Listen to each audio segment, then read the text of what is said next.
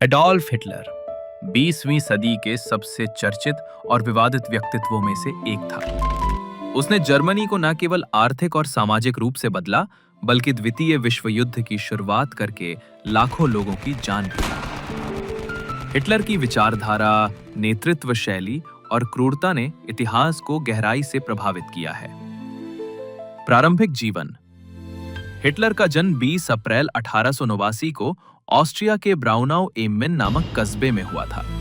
उसके पिता alloys Hitler एक सरकारी कर्मचारी थे और माता क्लारा हिटलर एक स्नेही महिला थी। बचपन में हिटलर एक सामान्य छात्र था, लेकिन उसे चित्रकला में गहरी रुचि थी। वो वियना की आर्ट एकेडमी में दाखिला लेना चाहता था, लेकिन उसे वहां से 2 बार अस्वीकार कर दिया गया। वियना के साल और हिटलर की विचारधारा। 1907 से 1913 तक हिटलर वियना में रहा, जहां उसने यहूदियों, मार्क्सवाद और उदारवाद के खिलाफ गहरी नफरत पालनी शुरू की। वो एकाकी जीवन जीने लगा और कट्टर राष्ट्रवादी बन गया। यही समय था जब उसकी नस्लवादी विचारधारा ने जन्म लिया। प्रथम विश्व युद्ध और सैन्य सेवा।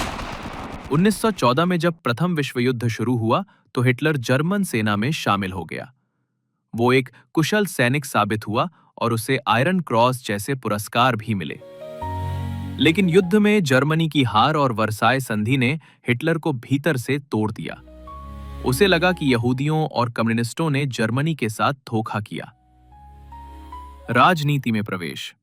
1919 में हिटलर जर्मन वर्कर्स पार्टी में शामिल हुआ, जो बाद में नाजी पार्टी बनी। उसने प्रभावशाली भाषणों और प्रचार के माध्यम से पार्टी में तेजी से उन्नति की। 1923 में उसने म्यूनिख में सरकार को गिराने की असफल कोशिश की, जिसके लिए उसे जेल भेजा गया। जेल में रहते हुए हिटलर ने अपनी आत्मकथा माइन काम्फ लिखी। इस पुस्तक में उसने आर्य जाति की श्रेष्ठता, यहूदी विरोध, वर्साय संधि का विरोध और जर्मनी की सत्ता पर अधिकार का खाका खींचा। ये किताब नाजी विचारधारा का आधार बनी। सत्ता में आगमन। 1923 में हिटलर जर्मनी का चांसलर बना और जल्द ही तानाशाह। उसने लोकतंत्र को खत्म कर दिया, सभी राजनीतिक दलों पर प्रतिबंध लगा दिया और विरोधियों को यातनाएं दी। उसका शासन थर्ड राइख के नाम से जाना गया। नाजी नीति। हॉलोकॉस्ट। मानवता का काला अध्याय। हिटलर के शासन में 60 लाख यहूदियों की निर्मम हत्या की गई, जिसे हॉलोकॉस्ट कहा जाता है। ये इतिहास की सबसे विभत्स घटनाओं में से एक है। गैस चैम्बर्स, कंसंट्रेशन कैंप्स और सामूहिक नरसंहार उसकी क्रूरता के उदाहरण हैं। अंतिम दिन और मृत्यु। 1945 में जब जर्मनी युद्ध हारने के कगार पर था, सोवियत सेना बर्लिन तक पहुंच गई। हिटलर ने 30 अप्रैल 1945 को अपने बंकर में आत्महत्या कर ली। उसकी मौत के साथ ही नाजी शासन का अंत हो गया। हिटलर का जीवन एक चेतावनी है कि जब सत्ता एक कट्टर विचारधारा वाले व्यक्ति के हाथ में जाती है तो उसका परिणाम कितना भयावह हो सकता है।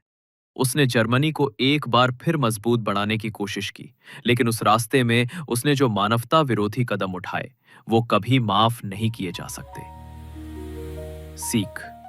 इतिहास हमें यह सिखाता है कि किसी भी राष्ट्र या समाज में नफरत, असहिष्णुता और जातीय श्रेष्ठता का प्रचार विनाश की ओर ले जाता है।